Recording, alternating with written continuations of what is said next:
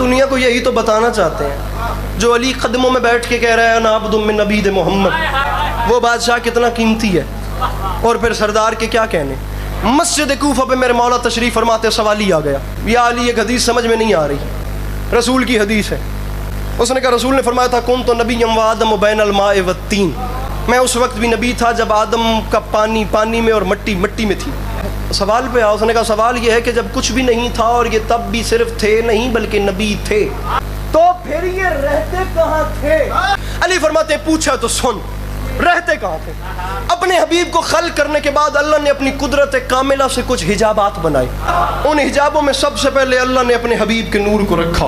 علی فرماتے ہیں پوچھا ہے تو سن، اللہ نے اپنے حبیب کے نور کو سب سے پہلے حجاب قدرت میں رکھا، حجاب قدرت کے بعد حجاب عصمت میں رکھا، حجاب عصمت کے بعد حجاب عزت میں رکھا، حجاب عزت کے بعد حجاب عظمت میں رکھا، حجاب عظمت کے بعد حجاب رحمت میں رکھا، حجاب رحمت کے بعد حجاب صحانت میں رکھا، حجاب صحانت کے بعد حجاب انابت میں رکھا، حجاب انابت کے بعد حجاب مزید میں رکھا، حجاب مزید کے بعد حجاب صبر میں رکھا، حجاب صبر کے بعد حجاب حیا میں رکھا، حجاب حیا کے بعد حجاب رضا میں رکھا، اپنے حبیب کے نور کو حجاب رضا کے بعد حجاب وفا میں رکھا. علی فرماتے ہیں حتیٰ کہ 20 حجابوں سے گزر کر اپنے حبیب کے نور کو جب باہر نکالا، 1000 سال تک اللہ کے حبیب کا نور ایک ایک حجاب میں تسبیحیں کرتا رہا. کسی پردے میں اللہ کے حبیب کے نور نے سبحان ربی الاعلیٰ پڑھا، کسی میں سبحان ربی العظیم پڑھا، کسی میں سبحان ملک المنان پڑھا، کسی میں سبحان ذی الملک والملکوت پڑھا. علی فرماتے ہیں جب 20 حجابوں سے گزرنے کے بعد میرے آقا کا نور باہر آ گیا تو اللہ نے اپنے حبیب کے نور کو دیکھنا بھی شروع کیا اور القابات دینے بھی شروع کیے. وہ فرماتا گیا، نبی سجدے کرتے گئے، اللہ فرماتا گیا تو ہی مخلوق اول ہے، تو ہی خلق اول ہے، تو ہی ختم اول ہے، تو ہی خلق رسول.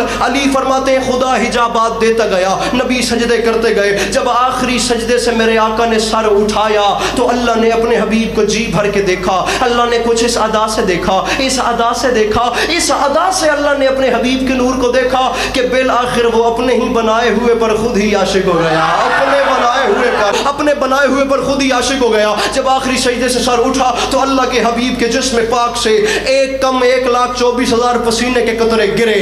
1,23,999 پسینے کے قطرے جب بہ گئے، اللہ نے اپنے حبیب کے نور کے پسینے کو ضائع نہیں کیا بلکہ ایک ایک پسینے کے قطرے کے بدلے میں علی فرماتے ہیں اللہ نے ایک ایک نبی بنا دیا. 1,23,999 پسینے کے قطرے تھے، اللہ نے نبی بنانے شروع کر دیے. علی فرما رہے ہیں آدم صفی اللہ بنے سرکار کے پسینے سے، نوح نجی اللہ بنے سرکار کے پسینے سے، موسیٰ کلیم اللہ بنے سرکار کے پسینے سے، عیسیٰ روح اللہ بنے سرکار کے پسینے سے، ابراہیم خلیل اللہ بنے سرکار کے پسینے سے، اسماعیل ذبیح اللہ بنے سرکار کے پسینے سے. علماء اور عفا فقہا ادبا بھابڑا میں کھڑے ہو کے چاروں طبقات سے علی عباس عسکری سوال کر کے جا رہا ہے جو انبیاء میرے سرکار کے پسینے کے قطروں سے بنے ان کا نام کیسے لیا جاتا ہے؟ آدم علیہ السلام، نوح علیہ السلام، موسیٰ علیہ السلام، عیسیٰ علیہ السلام. اور تیرے پاس سوچنے کا وقت ہی نہیں.